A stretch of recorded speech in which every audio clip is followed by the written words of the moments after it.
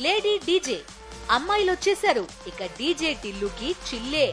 పూర్తి వివరాలకు చదవండి రేపటి సాక్షి హైదరాబాద్ ఎడిషన్. ఒక సినిమా హిట్ అవ్వాలి అంటే హీరో పాత్ర కత్తిలా ఉండాలి. విలన్ రోల్ క్యూరియాసిటీ పెంచాలి. నెగటివ్ పాత్రని ఎంత బెటర్గా చూపిస్తే హీరోయిజం అంతగా ఎలివేట్ అవుతుంది. జైలర్ విషయంలో ఇదే ఫార్ములా ఫాలో అయ్యాడు రజనీకాంత్. ఇప్పుడు సీక్వెల్ పార్ట్ కోసం కొత్త స్ట్రాటజీని అప్లై చేస్తున్నాడు. విలన్ పాత్ర కోసం తెలుగు హీరోని బరిలోకి దింపబోతున్నాడు. సూపర్ స్టార్ రజనీకాంత్ జైలర్ మూవీతో బౌన్స్ బ్యాక్ అయ్యాడు.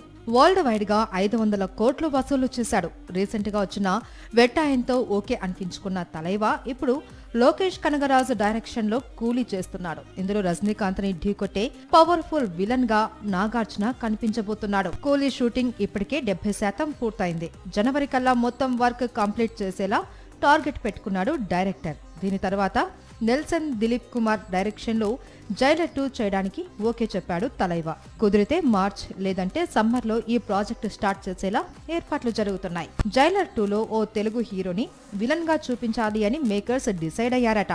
ఇప్పటికే రాజశేఖర్, శ్రీకాంత్లతో చర్చలు జరుపుతున్నట్లు తెలుస్తోంది. ఈ ఇద్దరిలో ఎవరో ఒకరు ఓకే చెప్పినా తెలుగు, తమిళ్ ఇండస్ట్రీలలో మంచి మార్కెట్ వస్తుందనేది నిర్మాతల ప్లాన్. ఒకప్పుడు తమిళ్ విలన్స్ తో బండి లాగించేసిన రజనీకాంత్ ఇప్పుడు ప్రతి ప్రాజెక్ట్ ని స్పెషల్ గా డిజైన్ చేయిస్తున్నాడు.